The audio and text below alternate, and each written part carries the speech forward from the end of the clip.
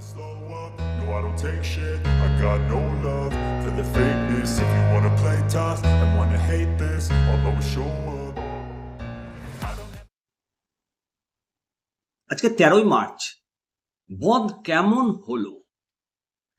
হলো আজকে ধর্মঘট যদি জিজ্ঞেস করেন আমি বলবো 100% সফল হয়েছে।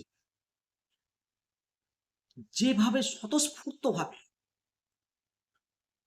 কর্মচারী শিক্ষকরা আজকে রাস্তায় নেমেছে, বিভিন্ন অফিসগুলোকে পিকেটিং করেছে, গ্রাম থেকে শহর থেকে একেবারে কলকাতার অফিসগুলোতে, কলকাতার শিক্ষা ভবন থেকে শুরু করে প্রশাসনিক ডিপার্টমেন্টগুলো আজকে বন্ধ করেছে। অফিসের সামনে পিকেটিং হয়েছে বন্ধ সমর্থনে। আজকের বন্ধ 100% সফল। আজকের বন্ধে 100% চাপে পড়েছে রাজ্য সরকার, এই কথা অস্বীকার করার কোনো জায়গা নেই। বলবেন 100% সফল কিভাবে হলো? হ্যাঁ, 100% সফল না হলেও বন্ধুরা 90% সফল হয়েছে। আর বাকি যে 10%, সেই 10%-এর মন হৃদয় ছিল ওই বন্ধ সমর্থনকারীদের, ধর্মঘট যারা করছে তাদের দিকেই মন ছিল। আজকে এই বন্ধ কর্মচারীদের সংহতি, কর্মচারীদের ইউনিটি প্রমাণ করেছে। আর যে 10% যারা যোগদান করতে পারেনি তারা অন্তরে কেঁদেছে যে রাজ্য সরকার কালো ফতোয়া জারি করেছে, যে নোটিফিকেশন জারি করেছে সেটা কালো ফতোয়াই বলছি। এই নোটিফিকেশন জারির ফলে বহু কর্মচারী শিক্ষক ভয়ে বিদ্যালয় করেছে। তবে বিজেপি রাজ্যের প্রধান বিরোধী দল দলনেতা শুভেন্দু অধিকারী উনি বলেছেন যে সমস্ত প্রকার আইনি সমর্থন দেবে যারা বন্ধ করছে।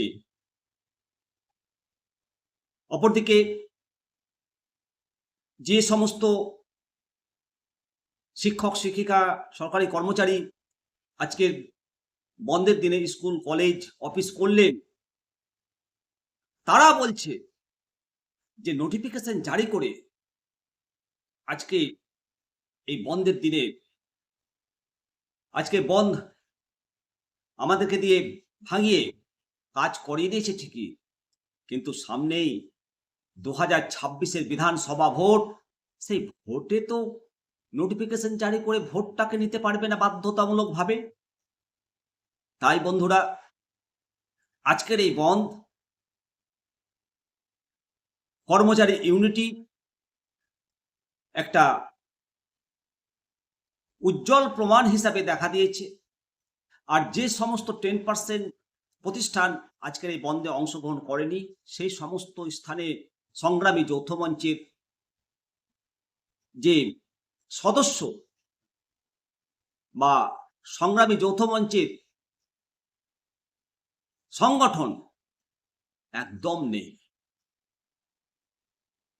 অ্যাকচুয়ালি সমস্ত সংগঠনগুলোকে তো ভেঙে দিয়েছে, সেই জন্যই 10% বন্ধের বাইরে থাকলো।